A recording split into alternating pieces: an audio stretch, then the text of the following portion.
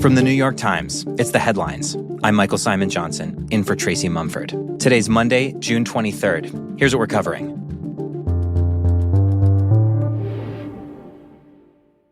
The Middle East is on edge this morning, with fears of a dangerously escalating conflict after the U.S. entered into war with Iran over the weekend. A short time ago, the U.S. military carried out massive precision strikes on the three key nuclear facilities in the Iranian regime. In a speech on Saturday night, President Trump said the U.S. had joined Israel's attacks on the country and claimed the U.S. military had, quote, totally obliterated multiple facilities that were part of Iran's nuclear program, though the full extent of any damage to the facilities or any casualties is still unclear. There's no military in the world that could have done what we did tonight. Not even close. There has never been a Just 2 days earlier, the White House had said there was a substantial chance of negotiating with Iran over the future of its nuclear program. But the Times has since learned that at that point, Trump had all but made up his mind to launch strikes, and military preparations were already underway. When President Trump delivered a statement through the White House press secretary last Thursday that he was going to decide what to do about Iran within the next 2 weeks, mostly it was a misdirection to keep people's focus off the strike. Maggie Haberman is a Times White House correspondent. She says that the 2-week statement was part of a broader effort to obscure the attack plan and make it seem less certain that it would happen at all.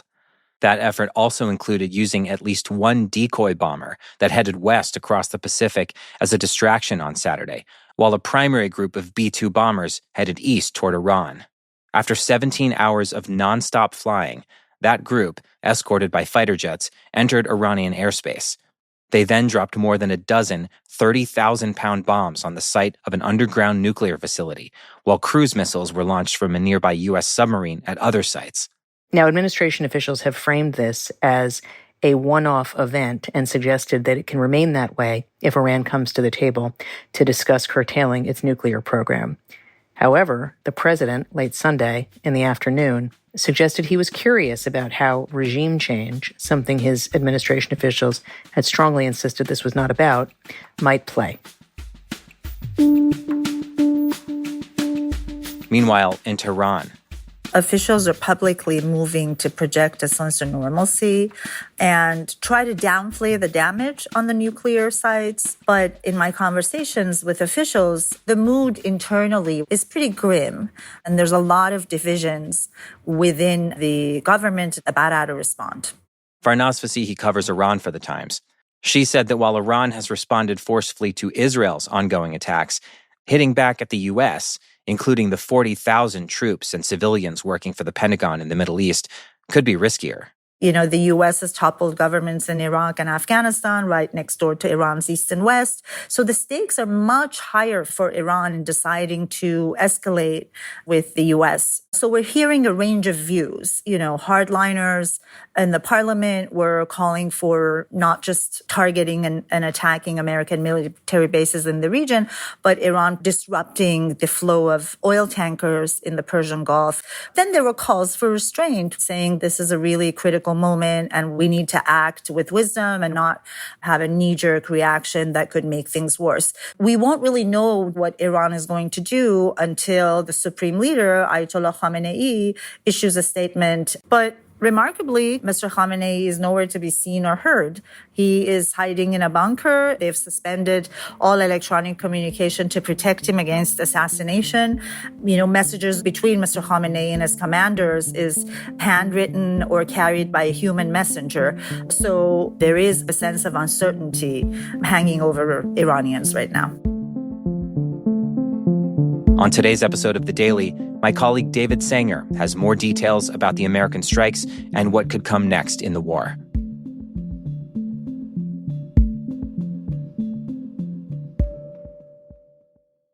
Mahmoud Khalil, the Columbia University graduate and pro-Palestine activist, has been released on bail after a federal judge had determined that his arrest was likely unconstitutional. In his first interview since his release, Khalil told The Times that his arrest back in March by plainclothes immigration officers, quote, felt like a kidnapping. Khalil, a Palestinian born in a Syrian refugee camp, is a permanent U.S. resident who became a leader in the protest movement on Columbia's campus last year. He was never accused of a crime, But Secretary of State Marco Rubio argued that he was a foreign policy threat because he had contributed to the spread of anti-Semitism through his role in the protests. In his interview with the Times, Khalil rejected that claim, saying that he was simply advocating for his people. "I was not doing anything anti-Semitic," he said. "I was literally advocating for an end of a genocide." His 3-month stint at a Louisiana detention center meant that he missed the birth of his son, and he told the Times that there was, quote, "nothing in this world that would compensate me for the time I lost with my family." Still, Khalil says his commitment to the pro-Palestinian cause is unwavering, and that President Trump's attempts to crack down on protesters had instead, quote, "advanced the movement 20 years. He said that while he was in prison, he'd received hundreds of letters from people saying that his arrest had inspired them to get involved in the movement. Despite his release, Khalil's case is still making its way through immigration courts, and the government is still seeking to deport him.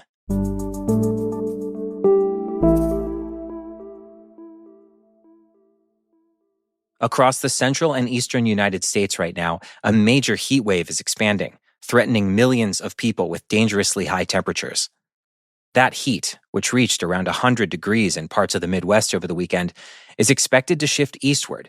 By midweek, major cities like New York, Philadelphia, and Washington, D.C. will be baking, and humidity may well push heat indexes to upwards of 115 degrees in some areas.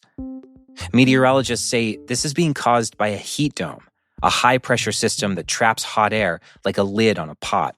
Nighttime temperatures are also expected to remain high in cities, limiting the body's ability to cool down and increasing health risks. In New York City, emergency management officials are sounding the alarm, warning that heat is, quote, "the deadliest weather threat we face," and noting that over 500 residents die from heat-related causes each year. A cold front is expected to bring some relief to the Northeast later in the week, but the Mid-Atlantic will likely face above-average temperatures into the weekend.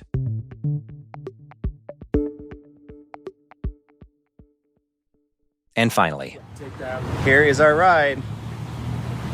One of the first Robotaxi rides here in Austin. Can't wait.